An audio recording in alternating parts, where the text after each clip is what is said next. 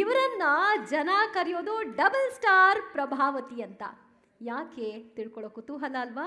ಇವರು ಜೀವನ ನಿರ್ವಹಣೆಗಾಗಿ ಆಟೋ ಸ್ಟೇರಿಂಗ್ ಅನ್ನ ಹಿಡಿದಿದ್ದು ಅಲ್ಲದೆ ಇವರ ಜೀವನ ಮಾತ್ರ ಅಲ್ಲ, ನೂರಾರು ಮಹಿಳೆಯರ ಜೀವನಕ್ಕೆ ದಾರಿದೀಪವಾಗಿದ್ದಾರೆ. ಅವರ ಕಿರುಪರಿಚಯ ಹೀಗಿದೆ.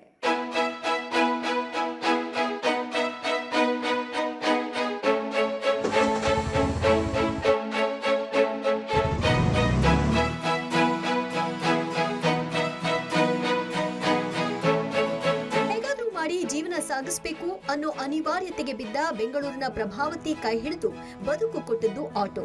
ಆರಂಭದಲ್ಲಿ ಆಟೋ ಕಲಿಯಬೇಕು ಅಂದಾಗ ಸಾಕಷ್ಟು ಸವಾಲುಗಳು ಎದುರಾದವು. ಆದ್ರೆ ಇದೆಲ್ಲವನ್ನ ಮೆಟ್ಟಿ ನಿಂತು ಆಟೋ ಓಡಿಸಿ ತಮ್ಮ ಬದುಕು ಕಟ್ಕೊಂಡ್ರು. ಅಲ್ಲಿಗೆ ಸುಮ್ಮನಾಗ್ಲಿಲ್ಲ. ತಮ್ಮಂತೆ ಅನಿವಾರ್ಯತೆ ಇದ್ದ ಹೆಣ್ಣು ಮಕ್ಕಳಿಗೆ ಉಚಿತ ಆಟೋ ತರಬೇತಿ ಶುರು ಮಾಡಿದ್ರು. ಕಳೆದ 2 ವರ್ಷಗಳಲ್ಲಿ 200ಕ್ಕೂ ಹೆಚ್ಚು ಮಹಿಳೆಯರಿಗೆ ಉಚಿತ ತರಬೇತಿ ನೀಡಿ ಜೀವನಕ್ಕೆ ದಾರಿ ಮಾಡಿದ್ದಾರೆ.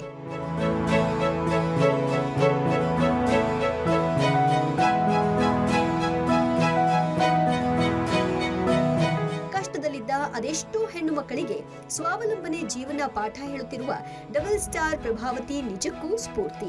ಈ ಅಪರೂಪದ ಸಾಧಕಿಗೆ ನಾರಿ ನಾರಾಯಣಿ ಪ್ರಶಸ್ತಿ ನೀಡಿ ಗೌರವಿಸಲು ಪಬ್ಲಿಕ್ ಟಿವಿ ಹರ್ಷಿಸುತ್ತಿದೆ.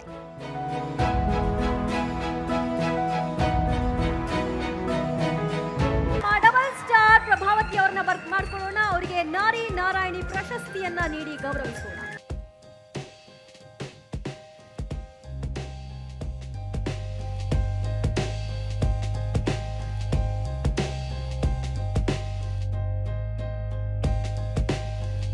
ಸಾಮಾನ್ಯವಾಗಿ ಯಾರು ಒಬ್ಬರು ಒಂದು ಸಾಧನೆಯನ್ನು ಮಾಡಿ ಭಾಳ ದೊಡ್ಡವ್ರು ಆಗಿಬಿಟ್ರೆ ಅವ್ರು ದುಡ್ಡು ಮಾಡ್ಬೋದು ಮತ್ತು ಖ್ಯಾತಿನೂ ಪಡಿಬೋದು ಸಮಾಜದಲ್ಲಿ. ನಾನು ಅವರನ್ನು ದೊಡ್ಡವರು ಅಂತ ಪರಿಗಣಿಸಲ್ಲ. ನಾನು ಸಾಮಾನ್ಯವಾಗಿ ನನ್ನ ಹತ್ರ ನನ್ನದೇ ಆದಂಥ ಕೆಲವು ಪ್ಯಾರಾಮೀಟರ್ಗಳಿರ್ತವೆ. ನಾನು ಈ ರೀತಿ ಗುರುತಿಸೋ ಕೆಲಸನ ಇವತ್ತಿಂದ ಮಾಡ್ತಾನೂ ಇಲ್ಲ. ಸುಮಾರು ಒಂದು 20 ವರ್ಷದಿಂದ ಮಾಡ್ತಿರ್ಬೋದು. ನಾನು ಕಂಡುಹಿಡಿತಿರ್ತೀನಿ. ಈಗ ಡಾಕ್ಟ್ರಿಗೆ ಪದ್ಮಶ್ರೀ ಬಂತು. ನಾನು ಯಾವಾಗಲೂ 25 ವರ್ಷದಿಂದ ಕಿತ್ತಲೆ ಹಣ್ಣು ಮಾರ್ತಾ ಇದ್ದಿದ್ದೊಬ್ಬರನ್ನ ನಾನು ಗುರುತಿಸಿದ್ದಕ್ಕೆ ಅವ್ರಿಗೆ ಈಗ ಒಂದು 3 ವರ್ಷದ ಕೆಳಗಡೆ ಇದೇ ರೀತಿ ಪದ್ಮಶ್ರೀ ಕೊಟ್ಟರು. ಹಾಗಾಗಿ ಏನನ್ನು ಗುರುತಿಸಬೇಕು ಅಂದರೆ ನಾನೆಷ್ಟು ಸಾಧನೆ ಮಾಡಿದ್ದೀನಿ ಅಷ್ಟೇ ಅಲ್ಲ, ನನ್ನ ಸಾಧನೆಯನ್ನು ಇನ್ನಷ್ಟು ಜನರಿಗೆ ಅವರು ಸಾಧನೆ ಮಾಡುವುದಕ್ಕೆ ಸಾಧ್ಯವಾಗುವ ರೀತಿ ಹಂಚ್ತಾ ಹೋಗಬೇಕು. That's very critical. ಅದು ಈಗ ಯಾರೇ ಇರ್ಬೋದು. ಫಾರ್ ಎಕ್ಸಾಂಪಲ್, ಈಗ ಮೇಡಮ್ ಅವರು ಅಡಕ್ಲೆ ಮಾಡಿದ್ದಾರೆ. ಯಾರೋ ಒಂದು 10 ಜನಕ್ಕೆ ಒಂದು ಟ್ರೈನಿಂಗ್ ಸಿಗಬೇಕು. ಎಲ್ಲರೂ ಒಂದು ಕಡೆ ದೇ ಶುಡ್ ಕ್ಯಾರಿ ಫಾರ್ವರ್ಡ್ ಅದನ್ನು. ಇಲ್ಲಿದ್ರೆ ನಾವು ಸೆಲ್ಫಿಶ್ ಆಗ್ತಾ ಹೋಗ್ಬಿಡ್ತೀವಿ ನಾವು. That's how it is. ಅದಕ್ಕೆ ಈಗ ಒಂದು 200 ಜನಕ್ಕೋ 150 ಜನಕ್ಕೋ 16 ಜನಕ್ಕೋ ಕೊಟ್ಟಿದ್ದಾರೆ.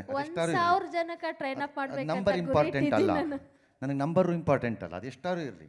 ಆ ಮನಸ್ಥಿತಿ ಭಾಳ important. That is why she becomes A star for me. Otherwise ನನಗೆ ಸ್ಟಾರ್ ಅಲ್ಲ ಅವರು, ಅಲ್ವಾ? ಒಳ್ಳೆಯದಾಗಲಿ.